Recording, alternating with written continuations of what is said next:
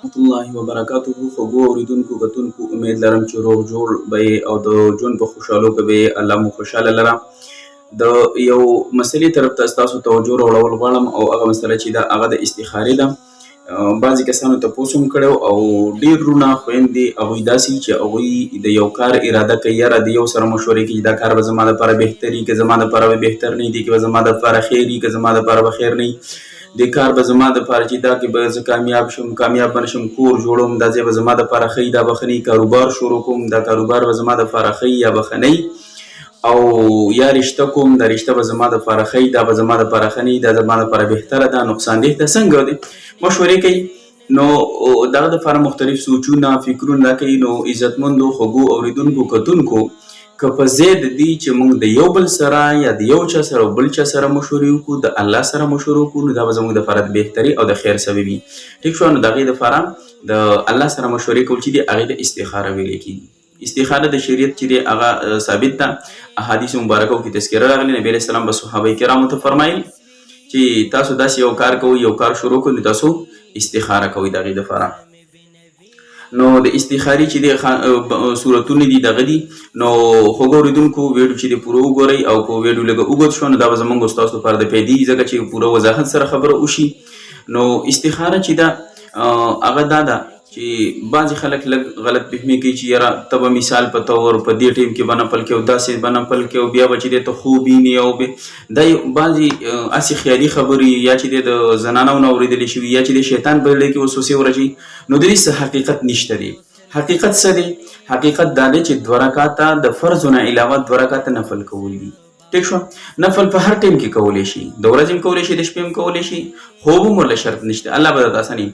خو بهتره دا ده که سړی د شپې وکړي او داسې ټیم کې چې دی اوده کېږي چې بیا خبرې اترې دنیایي ونه کړي، او دی چې دی دغه ټیم کې 2 رکعاته نفل وکړي. نو نفل د استخارې په نیت سره نیت کوم زه د خلاصه 2 رکعاته د استخارې مونځ ادا کوم په دې حاضر وخت خاص خدای تعالی لره. یعنې صرف دومره چې د استخارې نو به په دغه نیت سره استخاره وکړی شي، 2 رکعاته نفل به وکړی شي، او بیا د نفلو نه وروسته د الله حمد و ثنا، د نبي علیه السلام درود شریف، او بیا دا مستون دعا کوم چې لیکلې ده دغه مستون دعا دا کو ویلی شي بهتره ده.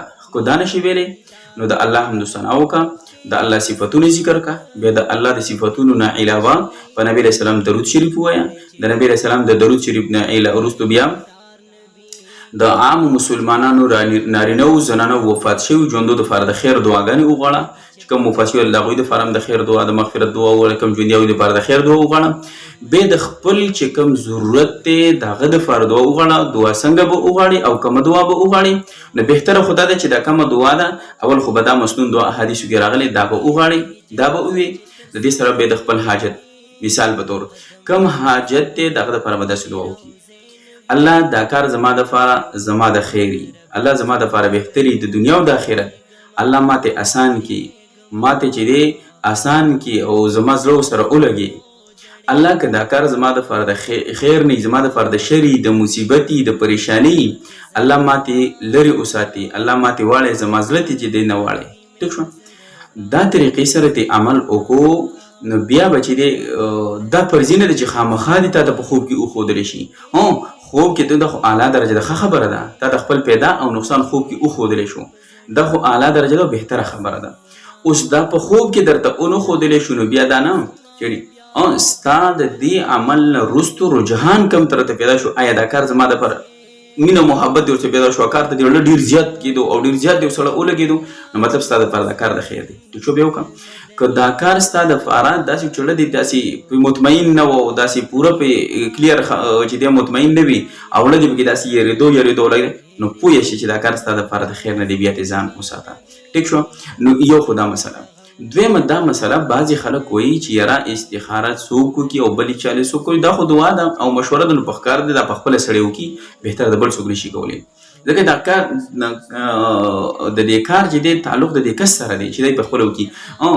یو څیز کې علما ذکر کوي، بعضې احادیثو کې هم راځي چې لکه د رشتې دپاره مسله ده نو د رشتې دپاره چې کومه استخاره کیږي نو د کور او د خاندان سره تعلق دی. نو د رشتې دپاره استخاره چې کوي دا کم فرد کوي دی به په خپله هم وکړي او مور پلار ته دي وایي چې هغوی هم ورله استخاره وکړي. نو ټول به چې دی څه صورت حال او د هغوی کوم ته رجحان پیدا شو هغه باندې دې عمل وکړي. که دنیایي کاروبار دی، که ځان له یو کور جوړوي یو کاروبار شروع کوي یا رشته کوي، د ټولو لپاره په ځای دی چې موږ دنیا کې د یو بل سره مشورې وکړو بیا چې دی نقصان مومو یا چې دی خفه یو نو د الله سره مشوره وکړو دا به زموږ دپاره د خیر سبب وي. الله به پکې موږ ته چې دی خیر واچوي. او احادیث مبارکه هم کې راځي نبي علیه السلام صحابه کرامو ته فرمایي تاسو داسې یو کار شروع کوئ د هغې دپاره استخاره کوئ خیر او برکت ځکه د الله سره مشوره کول دي. نو چې الله سره سړی مشوره کوي الله به ورته کار اساني الله به ورته پکې خیر او برکت اچوي. او که چېرې د ده دپاره دا کار د نقصان دی د ده دپاره د تکلیف دی د ده دپاره د خفګان دی الله به د دې کار نه لرې وساتي. څومره لوی خیر به ورته میلاو شي. ډېر ځله موږ داسې کار وکړو چې موږ وایو چې دا کار زما دپاره خو زما خو خوښ دی خو هغه زموږ دپاره شر وي. ډېر ځله موږ یو کار نه یېرېږو چې دا به کیدای شي زما دپاره نقصان وي هغه دپاره به الله موږ ته پکې خیر کېښودی. نو که د الله سره مشوره وکړو دې کې به زموږ دپاره خیر وي. نو په دې باندې عمل کول وکړو چې مطلب د شپې کم ټایم کې سړی وده کېږي. ما مخکې وویل چې لکه دا فرض نه چې دا ټایم خو دا لکه بهتر ټایم دی وده کېږي دا ټایم کې ښه بهتر طریقې سره صحیح طریقې سره د آداب رعایت سره اودس وکړه بیا 2 رکعته لمونځ وکړه نفل او د هغې نه وروسته دغه مصنون دعا چې کومه ده دغه ووایه او بیا د دې نه وروستو عامه دعا هم ووایه ځان له خپل کاروبار دپاره یا د کوم عمل دپاره چې کوې د هغه دپاره دعا. او څو ورځې نو نبي علیه السلام فرمایي تاسو د 3 ورځو نه واله تر د 7 ورځو پورې دې پر انشاءالله چې دې کې به الله تاته څه صورت حال وښیي. نور د دې نه علاوه ډېر هم کولی شي. یو سړی کوي لکه عمر رضی الله یو کار دپاره چې استخاره کړو یو میاشت دپاره مسلسل استخاره وکړه او بیا چې د هغه عمل وښودلی شو شرح صدر وشو نو بیا وفرمایل که چېرې ما ته دا نه وی ښودلی شوی زما شرح صدر نه وی شوی نو ما به د 1 کاله پورې چې د استخاره کړی وی.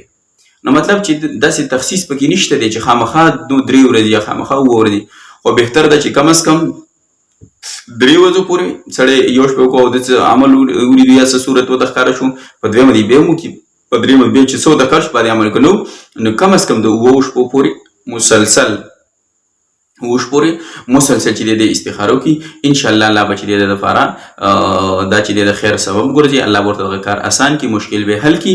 نو خوږو اورېدونکو کتونکو انشاءالله امید ساتم دا ویډیو به ستاسو خوښه شوي او که ستاسو خوښه شوي نو دا چینل چې دی دا ورسره سبسکرایب کړي. انشاءالله دې د بدخشان مختلف چې دی وظایف او مسایل چې دی هغه نشر کېږي او شیر کېږي ستاسو سره.